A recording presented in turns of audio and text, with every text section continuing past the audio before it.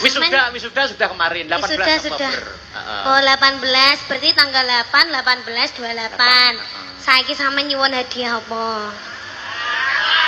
Aku nek pengenku jane nek karo sampean iki duduk hadiah yang berupa barang. Apa? Apa? Gak berupa barang iki apa? Ya barangnya sampean. Maksudnya iki barang sing teko sampean ngono lho. Mbok barang sing dikasih oleh sampean. Mau dong. Aku bawa sesuatu loh. Oh. Apa iki? Tenan ora? Ini tenanan. Aduh. Ini tuh sebagai hadiah rasa sayangku ning gone sampean. Amin. Kok amin? Oh, iya. Ucapan sampean gimana tadi? Semoga panjang umurnya, sehat selalu, terus tambah sayang karo orang tua, amin. Tambah sayang karo keluarga, terus? Terutama saya. Sayang pura? Sayang. Kok sayang wis? Rasido tak kene iki. Sayang cinta. Sayang cinta. Ayo cium sik.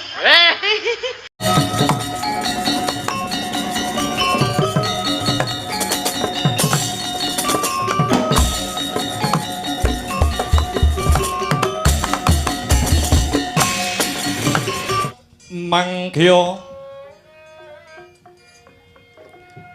darajating praja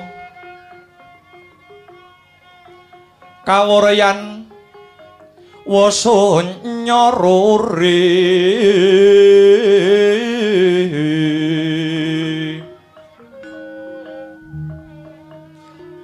ururah pangrehing ukara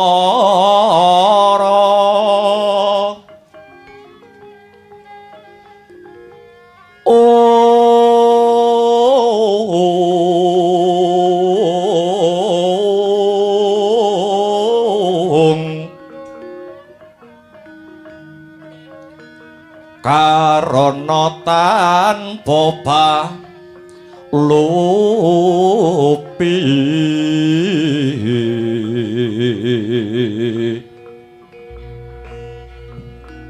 Adilara Silastuti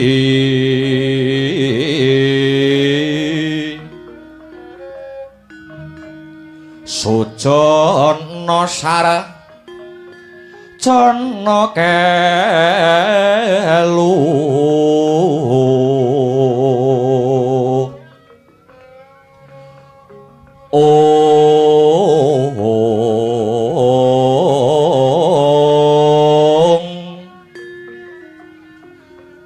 kalunglun kala tida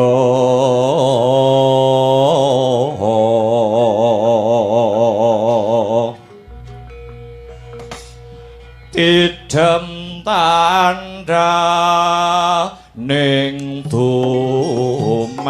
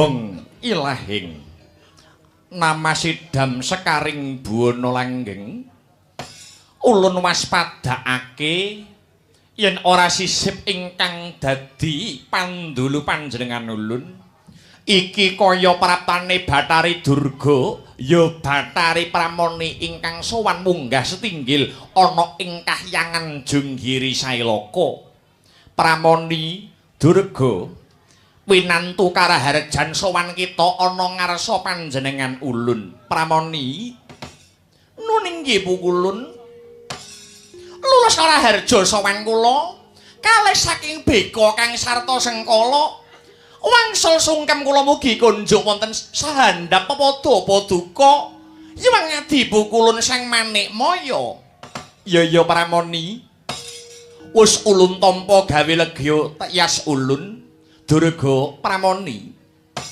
dene wis sakwise satata anggon kita ngadhep daya-daya panjenengan ulun mundhut pirsa daya-daya panjenengan ulun mundhut katerangan ana wigati apa dene jeneng kita Pramoni sowan marang kahyangan Junggiri Sailaka ing rika lungguhan iki Pramoni nuning nggih Bu Kulun waleh-waleh menapa sowan kula ing ngarsa paduka ingkang wigatos atur wuninga bilih kula tinangisan dene ingkang putra ratu saking negari Tunggul Malaya atmaja jengandika yuwang adi pukulun nuning nggih pun Dewasrani piyambakipun mutah nyuwun palakrama pukulun Dewasrani putra ulun nyuwun palakrama nuning nggih lah banjur putri ngendi sing dikarepke kelawan si Dewasrani Durga panjenengan ulun kang saguh ngebun-ngebun isuk ngudan-ngudan sore anglamarake baya sapa wanita kang manjing ana ing kalbune si Dewasrani mboten wonten sanes yoganipun pukulun Bathara Brahma saking kahyangan swarga dahana ingkang awawangi nuning nggih pun Dresanala pukulun hanjarah kang puspita harum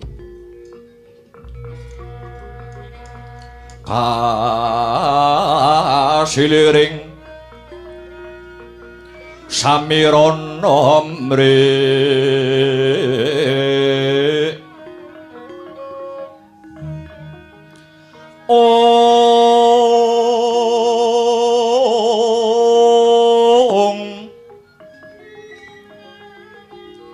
Sekar kadung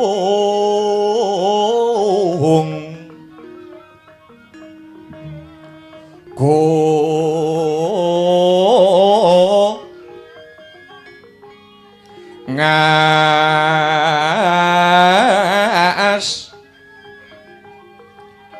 gandanyo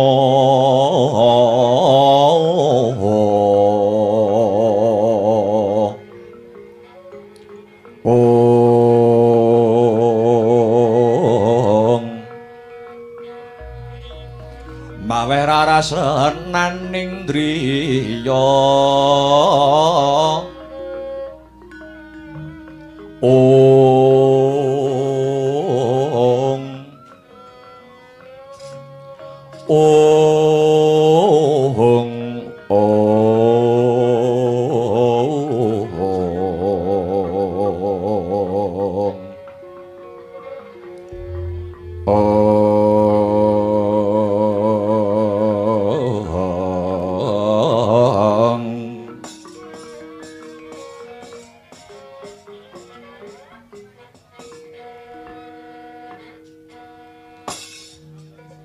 jagat Dewa Bathara ya jagat Pramodita Pramoni Durga kula wonten dawuh Hyang Adi Bu Kulun sadurunge jeneng kita matur akeh-akeh luwih dhisik ulun bakal paring ruh marang jeneng kita wektu ing mriki lungguhan iki Dresanala putri saka swarga dahana atmajane Bathara Brahma wis ora katon pupur lamat gelung malang utawa ora katon rondo, ora katon merawan.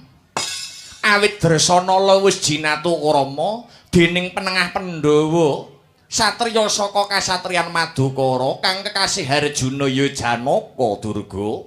Punten dalem sewu pukulun. Perkawis menika estunipun anak kula inggih sampun mangertos.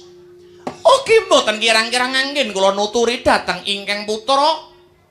Namung nyatanipun tutur ketawur mboten saged ngguguraken pikajengipun Dewasrani.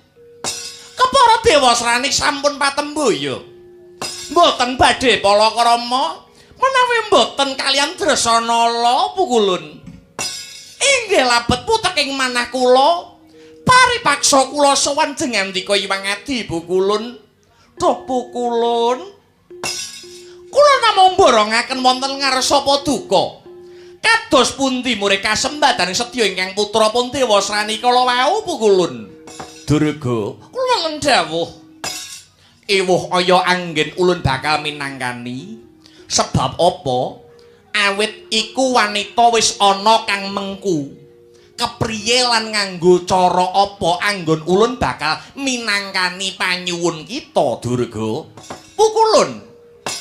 Menawi paduka lair batos anggenipun mikir dumateng ingkang putra, kula kinten boten badhe sinung rekaos. Sabab menapa? Awit paduka menika tetungguling para dewa. Paduka ingkang menang asta panguwas tunggal wonten ing kahyangan mriki. Kanthi wewenang paduka ingkang semanten kala wau, kula kinten boten badhe angel misahaken Dresanala saking tanganipun Janaka. Paduka kantun paring dawuh dhateng Bathara Brahma supados misahaken katresnanipun Dresanala lan Janaka. Mesti kemawon Bathara Brahma mboten badhe suwala pukulun. Ya aja banjur mangkono Durga. Kuwi tegese tumindak kang ora bener. Mbok coba diripih maneh. Mbok menawa si Dewasrani gelem garwa sakliyane si Dresanala Durga, sampun kula ripih wangsal mangsul. Namung puguh mboten purun. Mila sepisan malih mangsa borong anggen paduka paring welas dumateng ingkang putra pun Dewasrani pukulun. Kepriye Durga? Abot anggon ulun bakal minangkani panyuwun kita pramoni. Dados saestu paduka mboten saged minangkani panyuwun kula. Aja kurang pangapura, ewuh aya nuruti panyuwunmu iki mau Durga.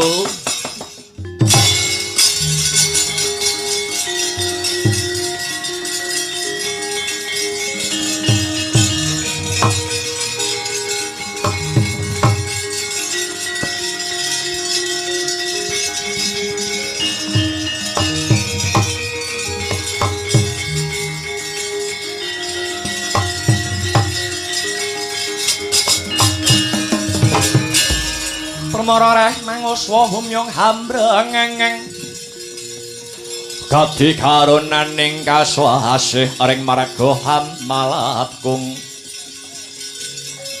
Are sang gondo mastrat maca leng-leng lalu manguladi Soraya mangrang sang waya soraya mangrang sang waya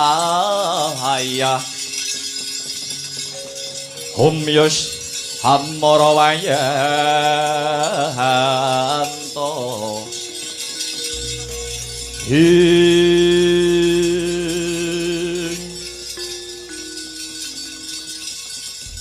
anakku nggih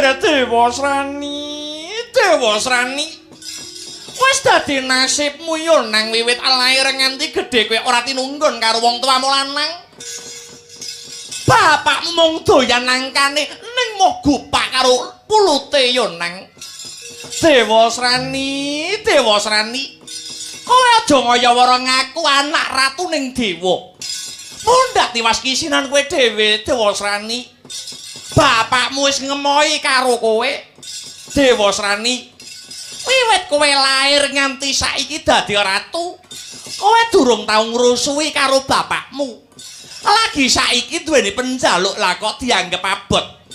Timbang Dedawa Wirang, Wong tak pateni dhewe kowe Dewasrani.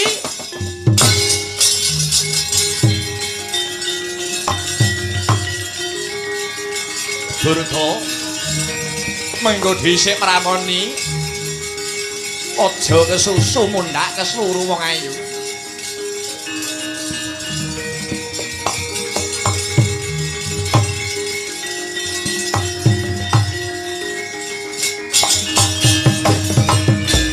Mengko dhisik sabar Durga sabar pramoni sabar luwih dhisik. Durga kula leremno rasamu aja daya-daya banjur tega marang anak. Ora tega iki arep ngopo? Pancen anak wis ora diakoni kok arep ora ditegake iki nggo apa? Sing ora ngakoni anak ya gek sapa? Lah nyatane ditangisi anak ora gelem nuruti ngerti yen kaya ngene yo. Kok rumangsane gelem gawene tak ning ora gelem ngopeni. Yang ngono ngerti ya kaya ngene lakone mbiyen jaman Joko jaman sik perawan aku ora gelem yo. Jaman pacaran wis turut hotel. Wis Durga aja ngundat-ngundat. Iki pasewakan kayangan mengko mundhak dirungokke kelawan para Jawata. Kersane? Aja tekan ngendi-ngendi. Ulun wis nglenggono. Ora atus pundi? Ulun wis ndodok. Ndodok atus pundi? Ulun wis nglenggono babakan iki kabeh mara lungguwa kang kanthi prayoga. Ulun bakal nyoba mbudidaya minangkani penyuwunmu Durga.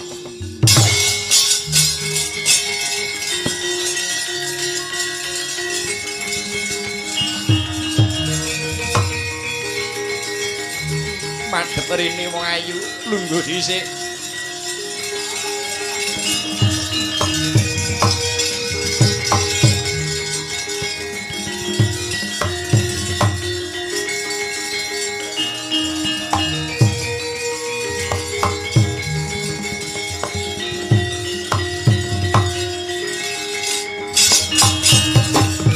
Iya. Panjenengan ulun kang bakal budidaya, panjenengan ulun kang bakal ngungkih sarana supaya Dresanala bisa dedhaupan kelawan putra ulun si Dewasrani. Matur nuwun pukulun, matur nuwun. Matur nuwun saderengipun. Prasajan kemawon jujur mawon walaka kemawon. Menawi ngantos batal, menawi ngantos wurung panyuwun kula, Dewasrani ora sida rabi karo si Dresanala. Mesti bakal kelakon, mesti bakal kelampahan. Wadi paduka kula ler sanggen-gen. Jaman tesih nem-nem panjenengan, kula tesih gadah videone panjenengan kalih kula. Napa kula upload teng budi-budi?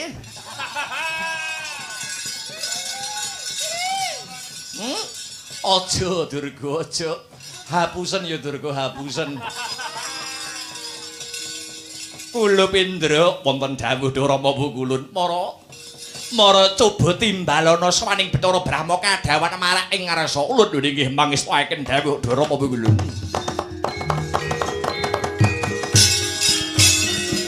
Dewa-dewa sukata marang soreng prang mukane harum-harum.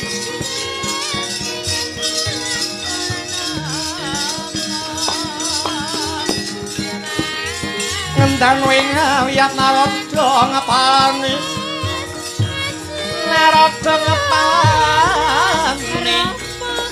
Jawata suta mulat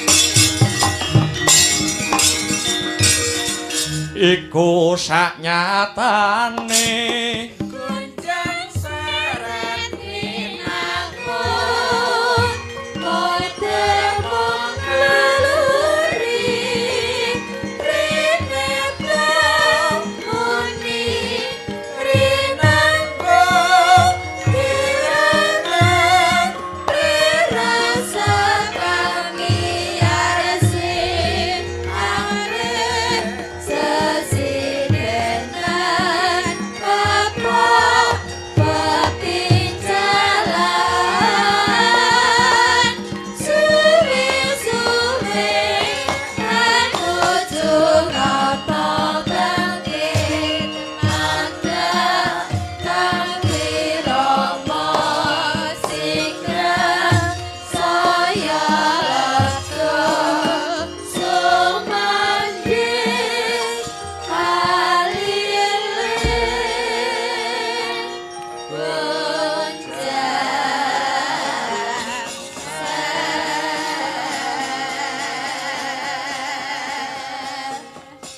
Saklangkung panter timbalan paduka Hyang Adi Pukulun kula ingkang putra pun Bathara Brahma arsa nyadeng rumentah sabda sabda jengandika Pukulun Sang Hyang Manikmaya Bathara Brahma kula wonten dawuh Hyang Adi Pukulun sadurunge aku arep takon marang jeneng kita kula Brahma nyuwun pirsa babagan menapa duh Hyang Adi Pukulun ingkang putra kula pun Bathara Brahma nedya ngangklungaken jangga nilingaken karna nenggur mentah sabda-sabda pangandikanipun Hyang Adi Pukulun. Brahma kula wonten dawuh. Ulun bakal takon panguwasa tunggal mapan ana kahyangan Suralaya kuwi sapa, Brahma? Duh Pukulun.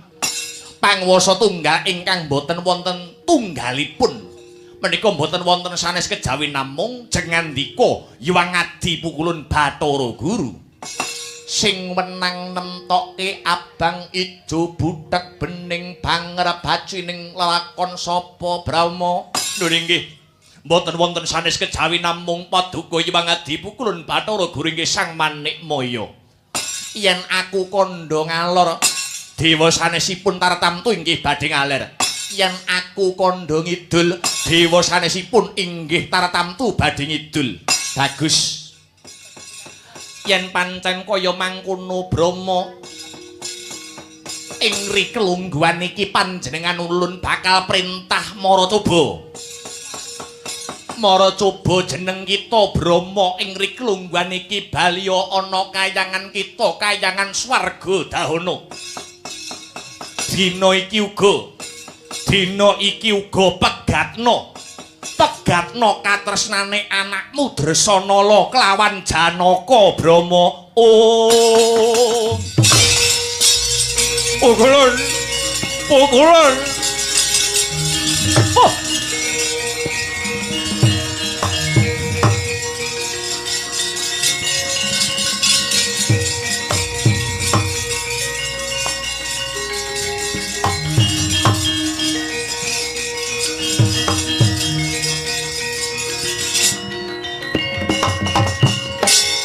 Oh jagat Dewa Bathara pasisaning Bathara jagat kados sinambra gelap lepat raos kawula Pukulun kenging menapa paduka Pukulun ngendika mbok menawi kula kedah misah katresnane Janaka kelawan anak kula pun Dresanala kamangka sakmangke anak kula Dresanala sampun ngandhut wujudipun jejabang bayi Brahma ing sekawit kita wis ngucap dhewe bakal nindakake apa wae kang dadi perintah ulun kenang apa kok sakmengko kita mbadal dawuh ulun eling Brahma lati lan pakarti kudu nyawiji apa maneh sing paring perintah panguwasa tunggal kayangan Suralaya yen sira badal dawuh ulun apa kira-kira kowe kuat nampa siku denda saka Bathara Guru nanging kepripun nasibipun jabang bayi sajroning kandhutanipun anak kula pun Dresanala ingkang boten weruh kintang kimpuling lelakon menawi benjang dewasanipun nang letaken sudarmanipun. Aja kuwatir. Yen Janaka wis ngalih saka kahyangan swarga Dahana, anakmu Dresanala bakal ulun dhawuhake marang putra ulun, ya kuwi Si Dewa Serani. Nanging ulun ora usah nganggo nanging, wonten paribasan, ora usah nganggo paribasan. Budhalo dina iki janji kowe ora gelem nindakake apa kang dadi perintah ulun. Apa kira-kira Bathara Brahma kuwat nampa siku denda saka Bathara Guru? Ati aku. Budhal.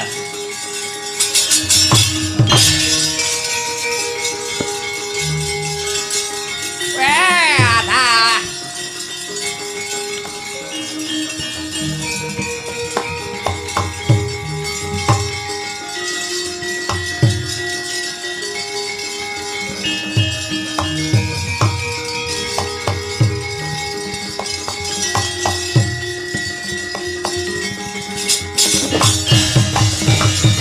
Dewa Sugata marang sureng prangupane aromarum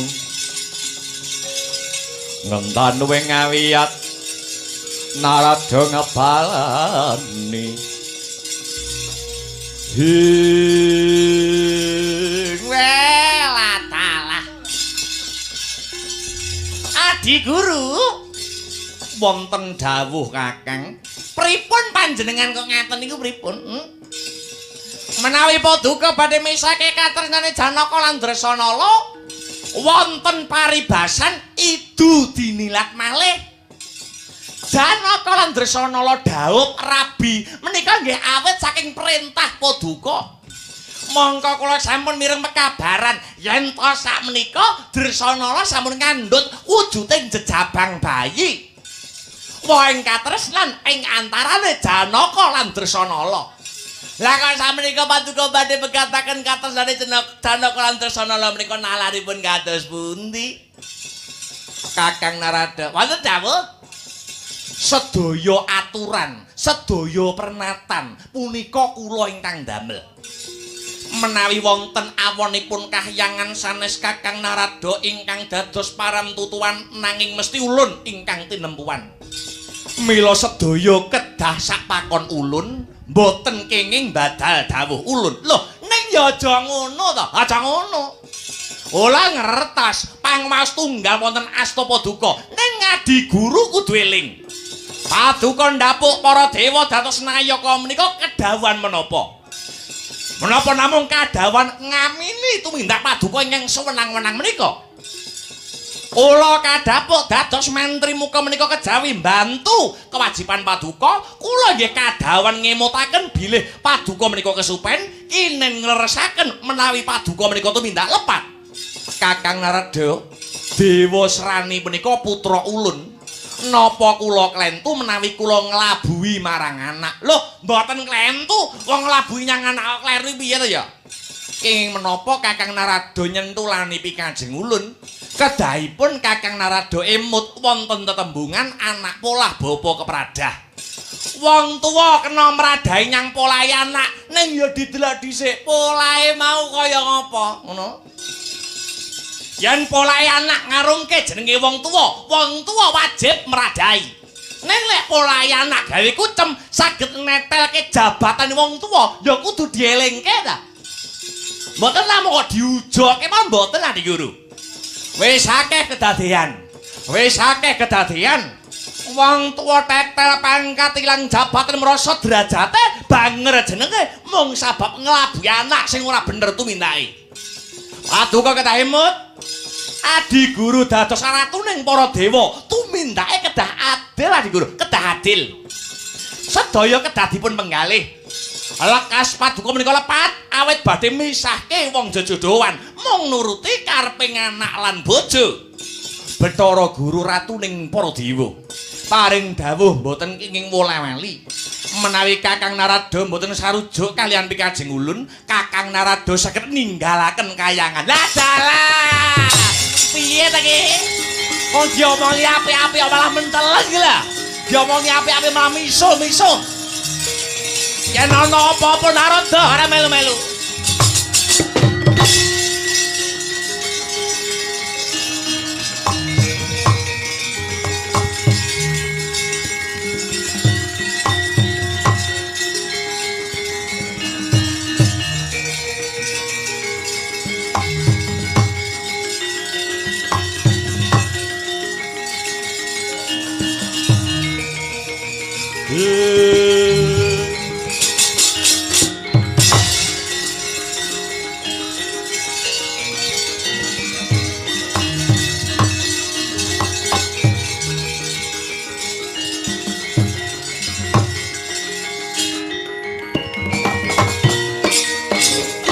Ngaturaken ageng manuwun daya wangadi Bu Kulun.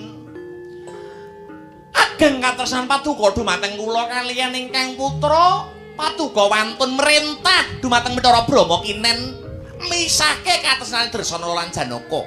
Durga wonten dawuh kewajiban ulun wis rampung. Ulun wis perintah marang Brahma. Ulun wis perintah marang Brahma kinen ya kuwi misahke katresnane si Dresana kelawan si Janaka. Saiki kewajiban jeneng kita Durga awat-awatana lakune si Brahma. Apa pancen bener-bener tigel tega mentala misahke katresnane anake Dresana kelawan si Janaka. Lho nggih. Kula nyuwun puja kang sarta pangestu Kulun, tak balang puja pangestu. Muga-muga kang dadi gegayuhane anak kita Dewasrani bisa sembodo kang jinangka rahayu kang tinemu basuki kang kaesti pramoni kandhanya sakara keadung.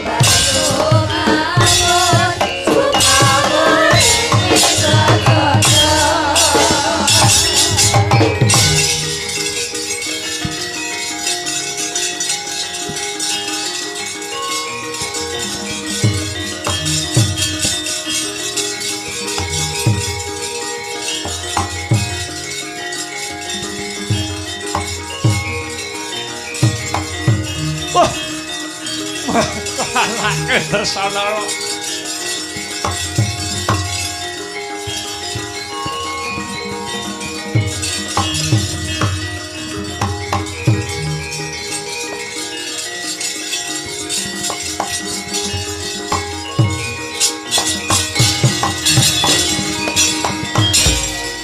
Kula putrane ingsun sira iku wis wanci. Pisah lan jenenge wang ayo gulineng harapdi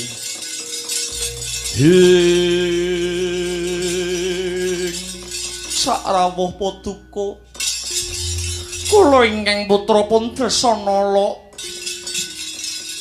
ngaturaken sembah pangabekti kunjuk Kanjeng Rama Bathara Brahma ewadene kula ingkang putra kula pun Harjuna utawi Janaka kula ngaturaken sembah pangabekti tumanduk dumateng Kanjeng Rama Pukulun Bathara Brahma. Iya, bocah loro wis ndak tampa ora liwat pangestuku tumrap tampanana. Kula tampi andayani kasantosan, kula tampi mugi handadosaken jimat maripih. Janaka, kula wonten dawuh, aku arep takon kelawan jeneng kita Arjuna.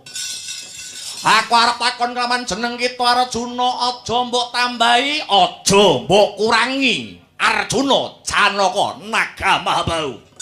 Wonten menapa Dhuh Rama Pukulun? Kok semunipun wonten perkawis ingkang sanget wigati. Ngene. Janaka, kula wonten dawuh. Apa pancen jeneng kita Arjuna wiwit jatukrama kelawan anakku Si Dresanala nganti tekan ripelungguhan iki apa pancen tresna lair tumusing batin kelawan anakku Si Dresanala Wangsulana Harjuna. Nur inggih Dhuh Pukulun binengkao dodo jinubu jejantung kula. Namung naminipun ingkang putara garwa kula pun Dresanala ingkang tansah ngrenggani manah kawula siyang pantaraning ratri. Anakmu wohing katresnan kang mapan ana sajroning kandhutane anakku Si Dresanala wis umur pirang wulan Janaka? Sampun Sabta Candra. Sabta Candra nuwun inggih tegese 7 wulan lakar kados mekaten. Arjuna kula wonten dawuh. Kowe mapan ana kayangan swarga dahana kene aku wis mbok anggep kaya apamu Janaka. Duh Rama Pukulun. Paduka punika sampun kula anggep kadidene Sudarma kula piyambak. Wis mbok anggep kaya bapakmu, kaya wong tuamu dhewe. Nuwun inggih lakar kasinggihan. Sipating satriya lati lan pakarati kedah nyawiji. Maknane yen kandha iya ya iya, yen kandha ora ya ora. Sabdaning satriya pindha sabdaning ratu kang sarta brahmana pindhawe Kresna ingkang tumetes wonten dlancang sita sayekti datan kena binusak. Bagus. Yen aku perintah Janaka supaya kowe manjing ana Samudra Kidul, apa tetep mbok lakoni Arjuna? Ampun malih kok jengandika Rama Pukulun perintah kula kinen manjing wonten Segara Kidul. Senadyan ingkang putra kula pun Harjuna kinen manjing wonten Segara Geni badhe kula lampahi bot-botipun ngestu padha dumateng dawuh pangandika Paduka. Bagus. Ucapmu tak gondeli, ucapmu bakal tak ugemi. Janaka kawruhan ana aku ngestu padha dawuh pangandikane Kanjeng Rama Pukulun Bathara Guru Sang Manikmaya panguwasa tunggal Kahyangan Suralaya. Antarane kewajiban kelawan katresnan kudu dhisikake wujuding kewajiban. Aku perintah marang jeneng kita Arjuna wiwit dina iki uga. Wiwit dina iki uga Janaka kudu pegat katresnan kelawan anakku Si Dresanala. Kowe Janaka kudu ngalih saka kayangan swarga dahana yen jeneng kita Arjuna ora bisa nampa, ora bisa ngestu padha perintahku. Tetel jiwa kasatriyamu. Oh.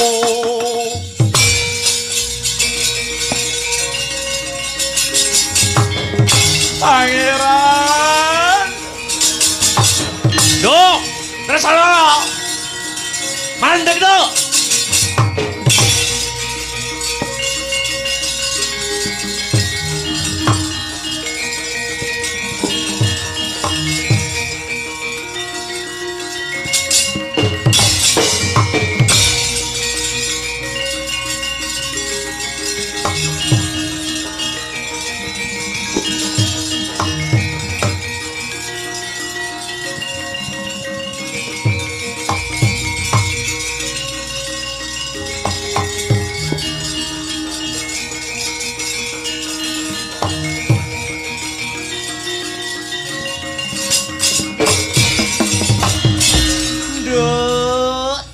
Mantuku Cahayu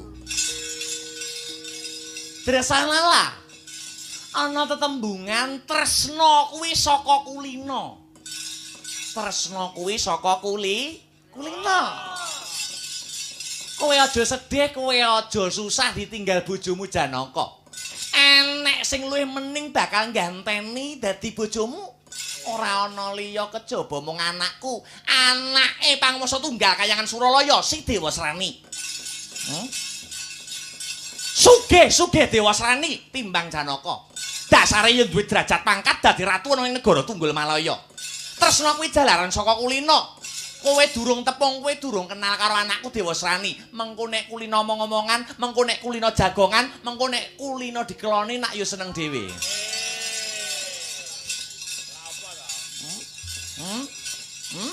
Manuta ya, Nduk, manuta Cahayu. Nuwun pangapunten. Ha, piye? Omong. Sampun dados patemboya kula. Kula mboten badhe ngladosi tiyang jaler sanes. Salintunipun Kakang Mas Pangeran Harjuna. Kepara badhe kula entengaken wejah kawula menawi kula ngladosi tiyang jaler sanes salintunipun Pangeran Janaka. Tobat. Yen kowe nolak utawa nampik marang panglamare Dewasrani anakku ateges kowe ngremehke Bathari Durga. Ngono apa piye? Ayo gelem apa ora kowe dadi bojone Dewasrani? Mboten badhe kula kersa. Gelem apa ora? Sakniki mboten purun benjang menapa dene. Kurang ajar kowe. Kurang ajar. Ayo. Ngremehke Bathari Durga.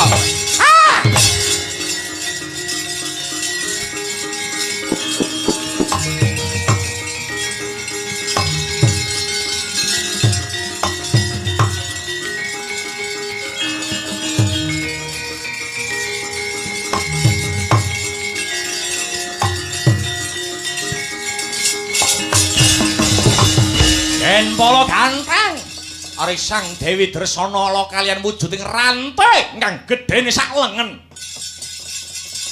Bengok rusa njerit ari Sang Dewi Dresanala. Panjerite pambengoke Dewi Dresanala marengi miyak alangse Mandalagiri. Bayi ingkang umure 7 wulan sajroning kandhutan medal saking guwa garba. Medal wujuding jejabang bayi ingkang mawa kekuwung-wung ing katresnan ngantaraning Panengah Pandhawa lan Dewi Dresanala. Laire punang jabang bayi anyarangi para dewa ingkang hanawuraken sesekar hangambar harum.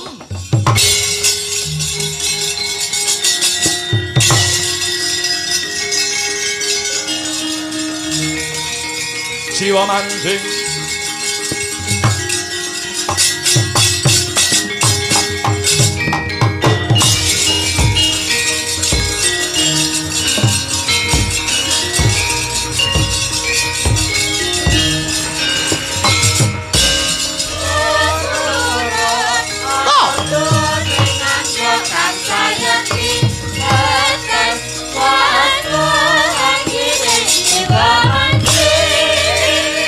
Dewasrani Dresanala boyongen Dewasrani.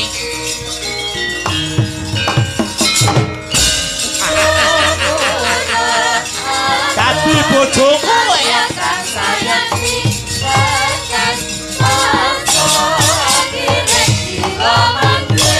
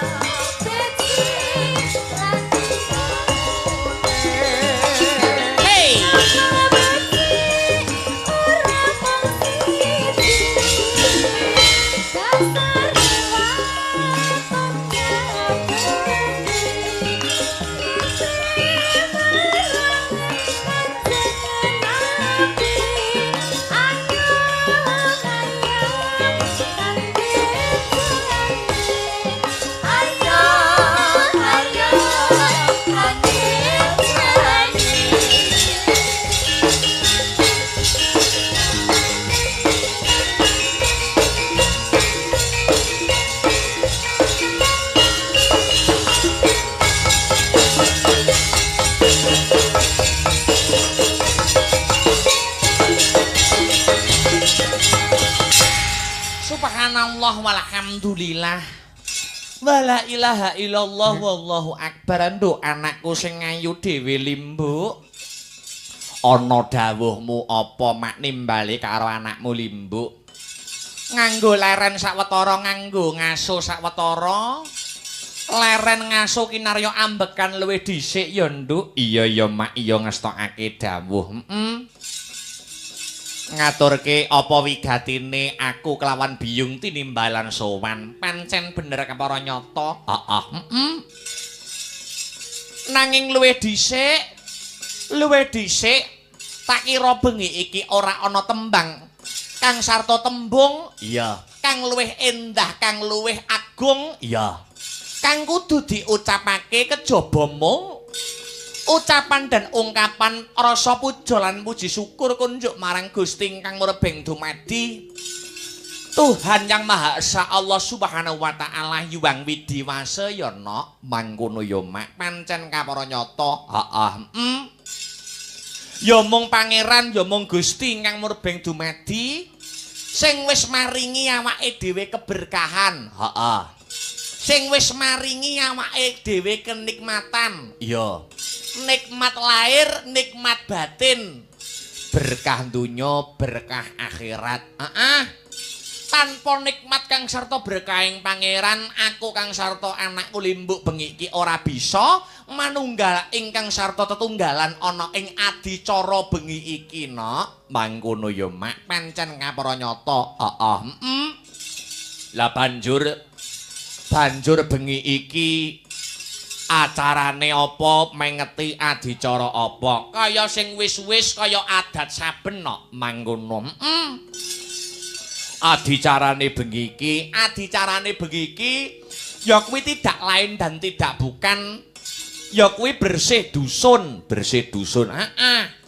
utawa sedekah bumi ngono. Bersih dusun utawa sedekah bumi sing gelar utawa sing ngenekake keluarga besar kang sarta pepunden-pepunden lan sumrambahe kabeh para warga masyarakat ingkang lenggah ana ing dusun Geneng, Desane Tarokan, Kecamatane Tarokan, Kabupaten Kediri. Wo mangkono. Dadi iki adicarane bersih dusun kang sarata sedekah bumi, sing digelar dening para warga masyarakat, para pepunden-pepundene awake dhewe, dulur-dulure awake dhewe, ya. Kang lenggah ana ing kukuban dusun Geneng ya mak pancen kapara nyata. Iya. Mula aku kang sarta biyung kang minangka dadi wakile kanca-kanca rombongan. Tak kira wis sak pantese sak mentese ora ana tembung kang luwih unggul kejaba mung ngaturake panuwun kang tanpa upama. Ngaturake panuwun kang tanpa pepindhan ya nok. Ngaturake panuwun, ngaturake terima kasih. Kunjuk marang sapa wae, Mak. Nuwun inggih menika kunjuk dumateng sedaya panitia ingkang ikut andil suksesnya pagelaran wayang kulit pada malam hari ini. Ingkang dipun pangarsani dening Bapak Ketua Panitia. Iya. Nuwun inggih menika pepunden kula ingkang winengku kinurmatan Bapak Purnawirawan Mayor TNI Bapak Trima Sarjana Hukum ngono. Uga ngaturake panuwun, ngaturake panuwun kang tanpa upama, kunjuk dumateng Bapak Kasun. Oh Pak Wo, Bapak Kepala Dusun. Panjenengane Bapak Sadi Hermanto. Mangkono. Iya. Kang sarta ngaturake panuwun, iya. Kunjuk marang seluruh para warga masyarakat, iya. Kang lenggah ana ing dusun Geneng Desa Tarokan, sing wis percaya marang awake dhewe sak rombongan, bengi iki awake dhewe nampa kapercayan, iya. Inen gelar kabudayan ya kuwi wujute wayang kulit, gelar kelir nggantung gong. Oh iya, atur nelipur, atur hiburan kanggo seluruh para warga masyarakat ana ing dusun Geneng. Sutresna budaya, wabil khusus pecinta utawa mindit nyang wayang kulit. Pancen bener kaya mangkono kok, Nduk. Iya, awake dhewe sowan ana ing laladan dusun Geneng, fa insyaallah wis arambah kaping pindho iki, Nok. Oh, ngono. Wis kaping pindho awake dhewe sak kanca Sanggar Seni Astabrata. Sowan mrene ping pindho, wis ping pindho. Iya, luar biasa. Merga kabeh kuwi penentuan sapa sing dalang setiap tahun dalam rangkaian adicara bersih dusun, warga masyarakat ana ing dusun Geneng kuwi mesti musyawarah. Oh, musyawarah wong sak dusun. Musyawarah kang ambabar mupakat mengerucut mayoritas warga masyarakat dusun Geneng, dalange sing dipinilih, ora ana liya kejaba mung awake dhewe sak kanca Sanggar Seni Astabrata. Oh, mangkono ya, Mak. Alhamdulillah. Iso sowan meneh nyambung tali silaturahmi, nyambung rasa paseduluran meneh karo para warga masyarakat ana ing Kukuban dusun Geneng kene meneh ya, Mak. Pancen kepara nyata. Iya, wong jer nyatane adicara nyadranan utawa bersih dusun utawa sedekah bumi, apa wae sing dadi jenenge, kuwi wiwit jaman Noma kuno, wabil khusus ana ing dusun Geneng kuwi mesti acarane wayangan, mesti menjadi agenda rutin tiap tahun, menjadi tontonan wajib warga masyarakat ana ing dusun Geneng. Oh, ngono. Dadi adat istiadat kang sarta tradisi, sing secara run tumurun, kowe jaman Noma kuno tinggalane para leluhur-leluhur kang wis jinempana ing angin cinandhi ing awiyat. Pendak taun sepisan bersih dusun mesti ngenekke wayangan iki kudu tetep diugemi ya, Nok. Mangkono. Merga adicara bersih dusun utawa sedekah bumi kok acarane wayangan kuwi wis tumbu oleh tutup. Oh, wis cocok no. Iya, merga wayang kuwi ora mung tontonan, ora mung hiburan, ora mung tontonan, ora mung hiburan. Iya, nanging ana sajroning cerita wayang uga ana tuntunan kang sarta tatanan. Oh, tuntunan kang sarta tatanan. Wong bersih desa, warga masyarakat dusun Geneng kabeh mlumpuk tumplek-blek ana ing dusun kene. Bengi iki, ketoke hura-hura, ketoke seneng-seneng, ketoke nonton hiburan. Nanging sejatine nirakati utawa ngeleki dusune. Wo ngono ya, Mak. Dadi melek kuwi nak wit biyen kuwi menjadi ciri khas prihatin utawa tirakate wong Jawa. Melek-melek. Oh, ngono. Dadi ing lair angudi karya, ing batin angespi Gusti. Oh, ngono. Ketoke hiburan, ketoke seneng-seneng, iya. Nanging nirakati ngeleki dusune, muga-muga ing tembe mburine dusun Geneng luwih apik tinimbang tahun-tahun sebelumnya. Amin, amin, amin ya robbal alamin. Pancen sing dipepuji kaya mangkono. Ora iso matur sing akeh-akeh. Iya. Bisane mung jurung pandonga, dongane banyu mili. Untuk seluruh warga masyarakat dusun Geneng. Dongane muga-muga sak rampunge seluruh rangkaian adicara bersih dusun. Iya. Muga-muga dusun Geneng dadya dusun sing baldatun, thayibatun, warapun gofur, gemah ripah loh jinawi kerta tata turaharja, murah sandang kelawan pangan, cina ketok ing kamulyan tinebena saking bencana alam. Ngono. Saking sukerta miwah memala Biswa Sirna saking bebendu mewah reretu Biswa Sinapu sial dangkal bisa kabucal. Amin amin amin ya rabbal alamin. Pancen sing disuwun kaya mangkono.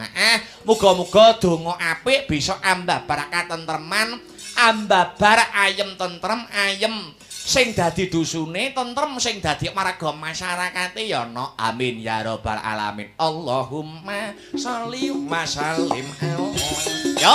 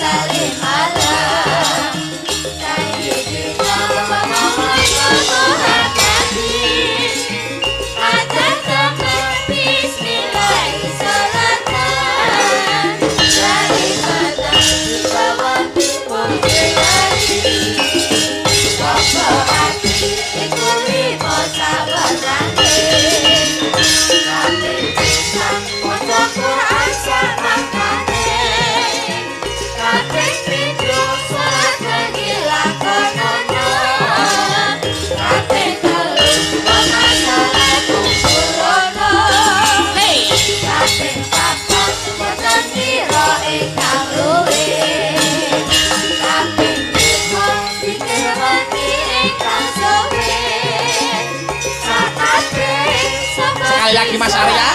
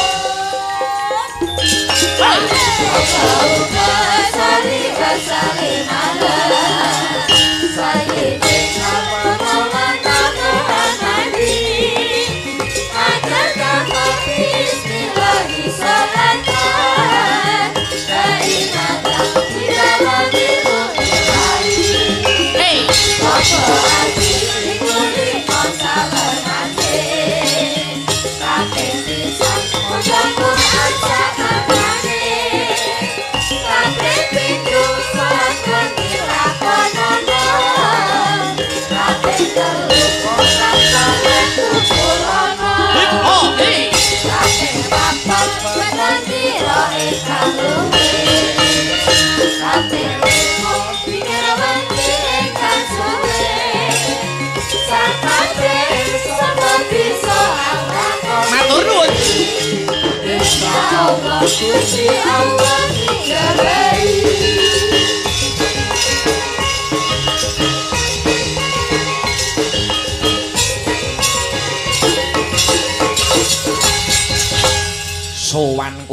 Sowan komplit kanca-kanca sanggar seni Astabratana. Oh ngono.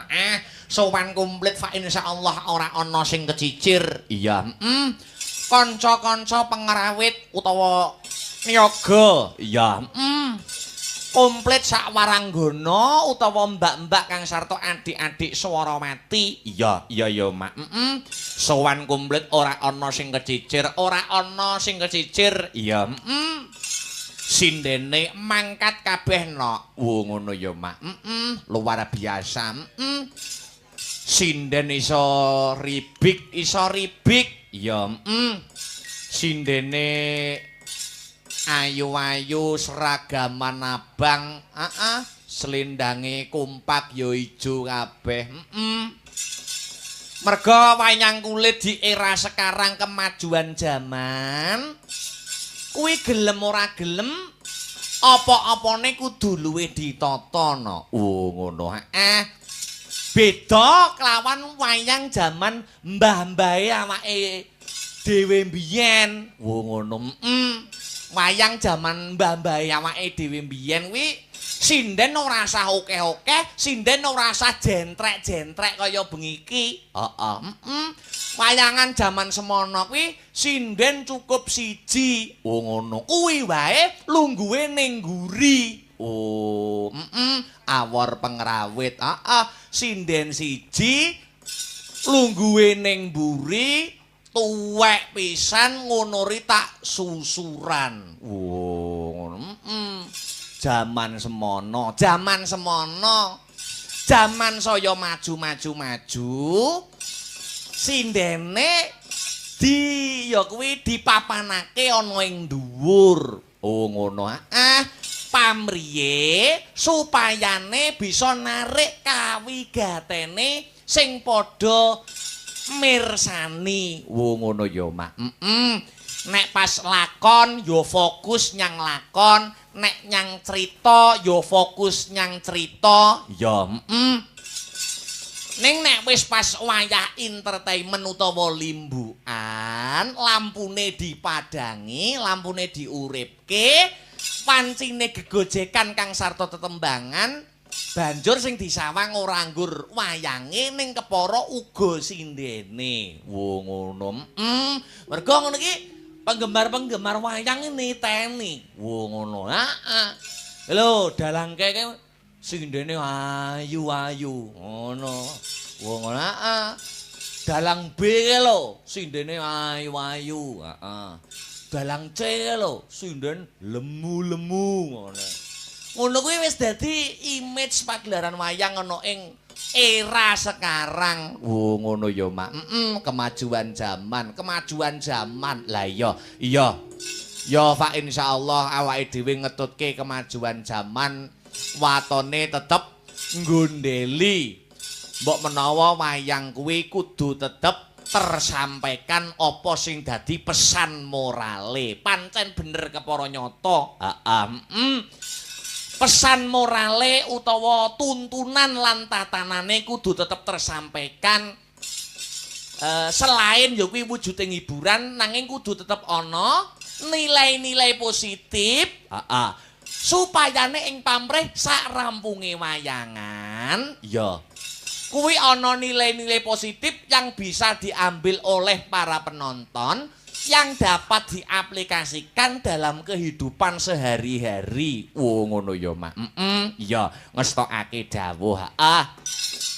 Iki bengi iki uga disumbutke. Ya, bengi iki uga digiarke live streaming channel YouTube kanca-kanca ya kuwi Astabrata Media. Ya, dadi sing ndongake para warga masyarakat dusun Geneng anggone nganakake wujude bersih dusun utawa sedekah bumi, ora mung penonton, ora mung sing mirsani lumantar TKP utawa lokasi. Ya, nanging para penonton sutresna budaya wabil khusus yang selalu setia mengikuti channel YouTube Astabrata Media uga melu ndongake, memuja lan memuji mring ngarsaning Gusti. Ndongake anggone warga masyarakat dusun Geneng ngenengake wujude adicara bersih dusun. Ya kuwi kang cekak cukupe wujud syukure warga masyarakat dusun Geneng awit sedaya keberkahan kang sarta kenikmatan peparing saka pangeran. Syukur dibingkai dalam adicara bersih dusun utawa sedekah bumi. Wah iya. Iya ya Mak iya ngestokake dawuh. Gegojekan karo mlaku. menyelam sambil minum air ya suasanane luwih dhisik dikendhoni ya nok mangkono. Iki dikendhoni nganggo sing alus-alusan iki ana panyuwunan ya kuwi kanca-kanca penggemar kang kagabung organisasi ya kuwi FMA. Oh, FMA kuwi singkatane Fan Militan Astabrata. Wo ngono.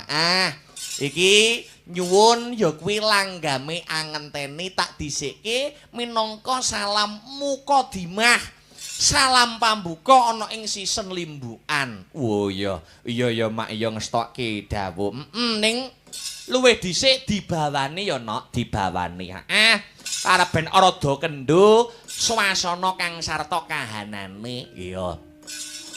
Monggo wiraswara utawi kadang kula Mas Heru dipun salirani bawanipun langkung rumiyin Mas. Iya, monggo.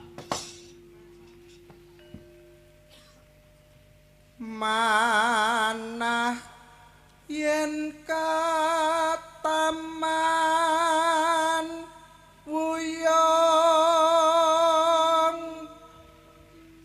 tepung wangkang ayu kuning Tembang iki diaturke sedaya panitia, Pak Purnawirawan, wabil khusus pepundenku Mbah Yatimin. Ngono. Iki sing kepareng rawuh ning nggubuke awake dhewe no. Ngono. Luar biasa senadyan sepuh ning montoran. Ngepit montoran tekan nggubuke awake dhewe tanpa rasa kesel, tanpa rasa sambat, senadyan sepuh ning semangate luar biasa. Oh, Mbah Yatimin, metik kok metik tanpa gigi no.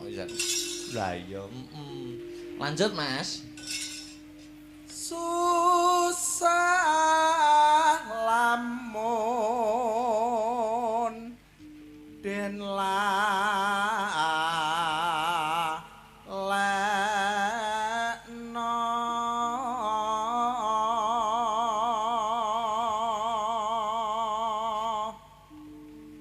darmaning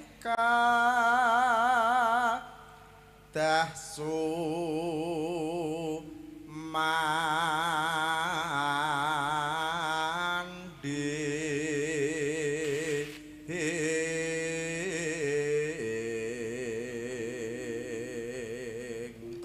wayangan ning geneng iki dadi closingan penutup jadwal ana ing wulan Juni.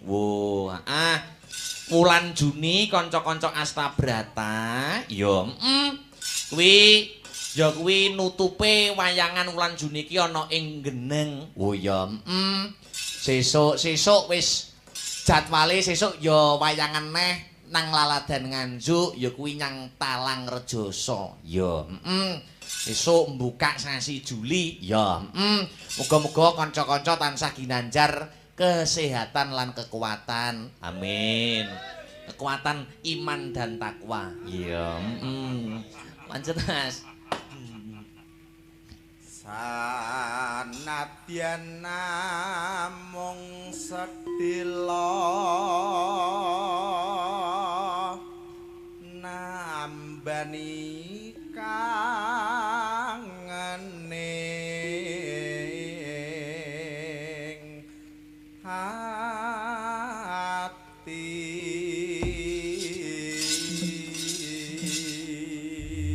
sampun katur sing kepareng ya kuwi nyarirani langgame anu Nduk Yovika tak aturi jumeneng luwih dhisik, Dik. Duduk.